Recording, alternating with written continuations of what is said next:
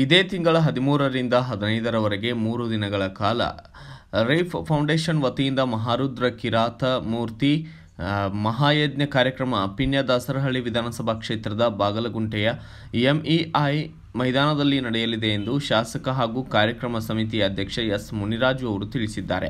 ಮಾಜಿ ಪ್ರಧಾನಿ ಎಚ್.ಡಿ. ದೇವೇಗೌಡ, ಮಾಜಿ ಸಿಎಂ ಬಿ.ಎಸ್. ಯಡಿಯೂರಪ್ಪ ಸೇರಿದಂತೆ ನೂರಾರು ರಾಜಕಾರಣಿಗಳು, ಸಾಧು ಸಂತರು ಮಹಾಯಜ್ಞದಲ್ಲಿ ಭಾಗವಹಿಸಲಿದ್ದಾರೆ. ರೈತರಿಗೆ, ರಾಷ್ಟ್ರಕ್ಕೆ, ಸಮಾಜಕ್ಕೆ ಒಳ್ಳೆಯದಾಗಲಿ ಎಂದು ಈ ಮಹಾಯಜ್ಞವನ್ನು ಹಮ್ಮಿಕೊಳ್ಳಲಾಗಿದೆ ಎಂದು ಶಾಸಕ ಮುನಿರಾಜು ವಿವರಿಸಿದ್ದಾರೆ.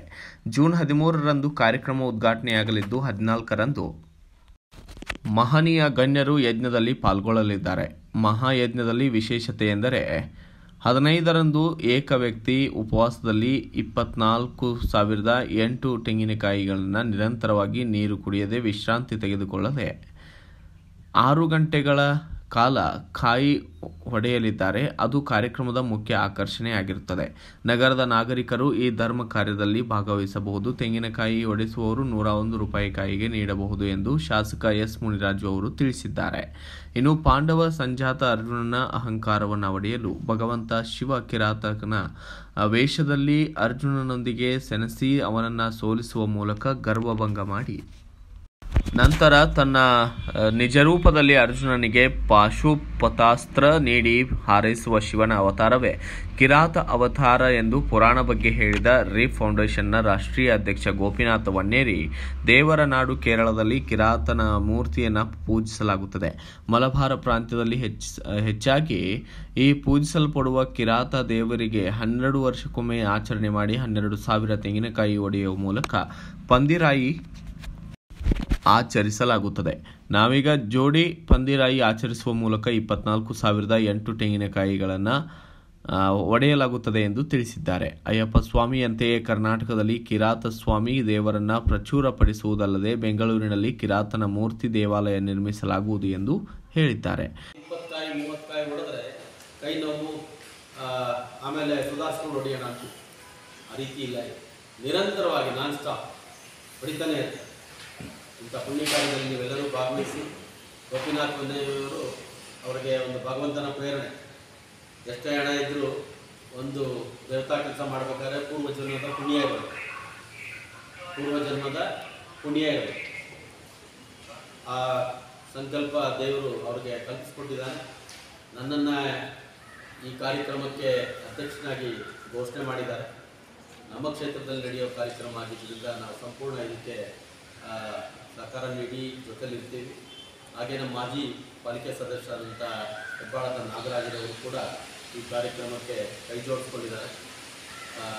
ಈ ಕಾರ್ಯಕ್ರಮ ಒಂದು ಯಶಸ್ವಿ ಪೂಜಾ ಪುರಸ್ಕಾರಗಳು ಮಾಡಬೇಕು ಅಂತ ಉದ್ದೇಶದಿಂದ ಈಗ ನಾವು ಶುರು ಮಾಡಿದ್ದೀವಿ. ಅದರಲ್ಲಿ ನಮಗೆ ಮುಖ್ಯವಾಗಿ ನಮ್ಮ MLA ಅವರು ಅಷ್ಟೊಂದು ಅವರು ಆತ್ಮೀಯವಾಗಿ ಇದನ್ನು ತಗೊಂಡಿದ್ದಾರೆ.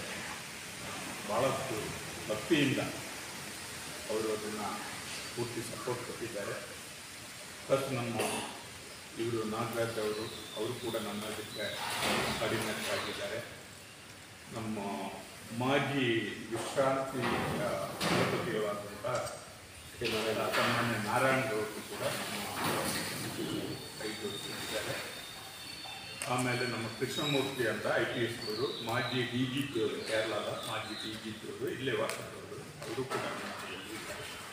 ನಮ್ಮ ಮಾಜಿ ಸಚಿವರಾದಂಥ ರಾಮಚಂದ್ರ ಗೌಡರು ನಮಗೆ ಇದಕ್ಕೆ ಮುಖ್ಯ ಉಪದೇಶಕರಾಗಿದ್ದಾರೆ. ಇದಕ್ಕೆಲ್ಲ ಇದಾಗಿ ನಮ್ಮ ವಿಜಯಶಂಕರೇಶ್ವರವರು ಅವರು ಪ್ರೇರಣೆ ಇದರಿಂದ ನಾವು ಭಾಳಷ್ಟು ನಮಗೆ ಸಹಾಯ ಮಾಡಿದ್ದಾರೆ. ಅವ್ರದ್ದೊಂದು ಕೊಡುಗೆ ಭಾಳಷ್ಟು ಇದೆ. ಇಲ್ಲ ತಮ್ಮ ಎಲ್ರಿಗೂ ಒಂದು ಸಹಾಯ ಕೊಟ್ಟು ಇದನ್ನು ನಾವು ಒಂದು ಮಹಾ ಉತ್ಸವ ಥರ ಮಾಡಬೇಕು ಅಂತ ನಮ್ಮ ತಾತ್ಪರ್ಯ. ಅದಕ್ಕೆಲ್ಲ ತಾವು ತಮ್ಮ ಸರ್ಕಾರ ತಮ್ಮ ಎಲ್ಲ ಸಹಕಾರ ಕೊಟ್ಟು ನಮಗೆ ಕೈಗೊಳಿಸಬೇಕು ಪ್ರಾರ್ಥನೆ. ವ್ಯವಸ್ಥೆ ಎಲ್ಲ ಇಟ್ಕೊಂಡಿದೆ ಹಿರಿಯ ನಾಗರಿಕರಿಗೆ ಮತ್ತು ಈ ಮೊನ್ನೆ ಅವುಗಳ ಅದರದ್ದೆಲ್ಲ ಏನಾದರೂ ಕ್ರಮಗಳಿಗೆ ಮುಂದಾಗಿ ಎಲ್ಲರಿಗೂ ತುಂಬ ಸೇರ್ತಾ ಇದೆ. ಅದಕ್ಕೆಲ್ಲ ನಾವು ಈಗ ಪರ್ಮಿಷನ್ನಿಂದ ನಮ್ಮ ಕಾರ್ಪೊರೇಷನ್ನಿಂದ ಪರ್ಮಿಷನ್ ತಗೊಂಡಿದ್ದೀವಿ. ಆಮೇಲೆ ಕಮಿಷನರ್ಗೆ ಲೆಟರ್ ಕೊಟ್ಟು ಅವ್ರದ್ದು ತಂದಿದ್ವಿ. ಡಿ ಸಿ ಪಿ ಅವರು ಕೊಟ್ಟಿದ್ದೀವಿ. ಡಿ ಸಿ ಪಿ ನಮ್ಮ ಇವರು ಟ್ರಾಫಿಕ್ ಅವ್ರಿಗೂ ಕೊಟ್ಟಿದ್ದೀವಿ. ಮತ್ತು ಈಗ ಫೈರ್ ಇಂಜಿನು, ಆಂಬ್ಯುಲೆನ್ಸು ಇದೆಲ್ಲ ವ್ಯವಸ್ಥೆ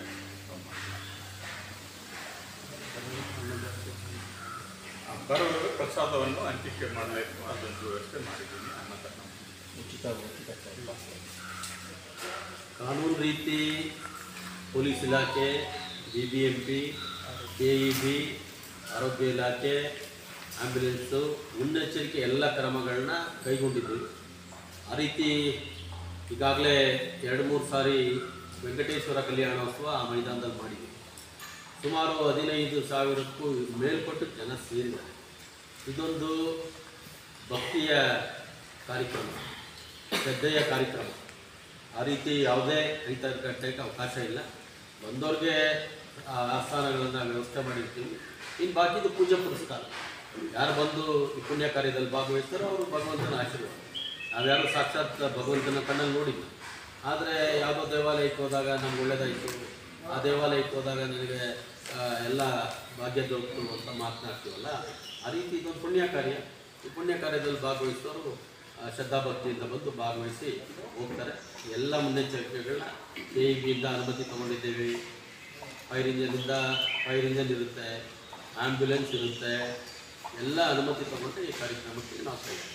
ರಾಜಕೀಯ ಗಣ್ಯರೆಲ್ಲ ಯಾವ ದಿನ 14ನೇ ತಾರೀಕು ಬೆಳಗ್ಗೆ 11 ಗಂಟೆಗೆ ಸಾಮಾನ್ಯ ದೇವೇಗೌಡರು, BS ಯಡಿಯೂರಪ್ಪ, ರಾಮಚಂದ್ರ ಗೌಡ, ಹೆಬ್ಬಾಳದ ಕೃಷಿ ವಿಶ್ವವಿದ್ಯಾಲಯದ ಮಾಜಿ ಕುಲಪತಿಗಳಾದಂಥ K. ನಾರಾಯಣ ಗೌಡ, ಇವರೆಲ್ಲ 14ನೇ ತಾರೀಕು ಬೆಳಗ್ಗೆ 11 ಗಂಟೆಗೆ ಉದ್ಘಾಟನೆ ಇದೆ. ಹಾಗೆ ಅವಧೂತ ವಿನಯ್ ಗುರುಜಿ ಮತ್ತು ಇದರಲ್ಲಿ 2 ಗುರುಜಿಗಳನ್ನ ನಾವು ಪಾಂಪ್ಲೆಟಲ್ಲೇ ಕೊಟ್ಟಿದ್ದೀವಿ. ಒಬ್ಬರು ಅಂಬಾಸಿಡರ್ ಇದ್ದಾರೆ, ಇನ್ನೊಬ್ಬರು ಚೀಫ್ ಪ್ಯಾಟರ್ನ್ ಇದ್ದಾರೆ. ಸದ್ಗುರು ಶ್ರೀ ಮಧುಸೂದನ ಸಾಯಿ ಅಂತೊಬ್ಬರು, ಹಾಗೆ ಬ್ರಹ್ಮಶ್ರೀ ಶ್ರೀ ಮನೋಜ್ಜಿ ಅಂತ ಮೋಹನ್ ಜಿ ಇವರೆಲ್ಲರೂ ಕೂಡ ಅವತ್ತು 14ನೇ ತಾರೀಕು ಇರ್ತಾರೆ. ನಂತರ ಕಾರ್ಯಕ್ರಮ ಮುಗಿದ ಮೇಲೆ ಅವ್ರು ಶಾಸ್ತ್ರೋಕ್ತವಾಗಿ ವಿಧಿವಿಧಾನಗಳ ಪ್ರಕಾರ ಪೂಜೆ ಪುರಸ್ಕಾರ ಮಾಡ್ತಾರೆ. ದಿನ 15ನೇ ತಾರೀಕು ಬೆಳಗ್ಗೆ ಅವರು ಶಾಸ್ತ್ರೋಕ್ತವಾಗಿ ಪೂಜೆ ಮಾಡಿ ಕಾಯಿ ಹೊಡಿಕೆ ಕೂತ ಮೇಲೆ ಹೇಳಿದ್ರಲ್ಲ ಗೋಪಿನಾಥ ನೀರು ಕೂಡ ಕುಡಿಯಲ್ಲ, ಸ್ಥಳ ಬಿಟ್ಟು ಎದ್ದೇಳಲ್ಲ, 2 ಕೈಲಲ್ಲಿ ನಿರಂತರವಾಗಿ 24,008 ತೆಂಗಿನಕಾಯಿಗಳನ್ನ ಹೊಡಿತಾರೆ. ಇಡೀ ಕರ್ನಾಟಕ ರಾಜ್ಯಕ್ಕೆ ಕೇರಳದಲ್ಲಿ ನಡೆದಿದೆ 12,000 ಹೊಡಿತಾರೆ. ಅದರ ಡಬ್ಬಲ್ ಈ ಸಾರಿ ಇಲ್ಲಿ ಡಬ್ಬಲ್ ಹೊಡಿತಾರೆ 24,000. ಅದೇ ಒಂದು ಐತಿಹಾಸಿಕ ಸನ್ನಿವೇಶ. ಭಗವಂತನ ಪ್ರೇರಣೆಯಿಂದ ಅವೆಲ್ಲ ಮಾಡೋಕ್ಕಾಗಲ್ಲ. ತೆಂಗಿನಕಾಯಿ ಹೊಡೆದ್ರೆ ಸುಧಾರಿಸ್ಕೊಬೇಕಾಗ್ತದೆ. Bureau report Ayyanna master, BV5 news Kannada, Bengaluru. Thanks for watching. Read, discuss and debate with editor Dr. Yan Prashant Rao. Wanted reporters in print, digital and visual media for Bharat Vaibhav Daily Newspaper, BV News 5 Channel and BV Fast Web News from all the talukas of Karnataka, Goa and Maharashtra. If interested, send your resume to 9019229369.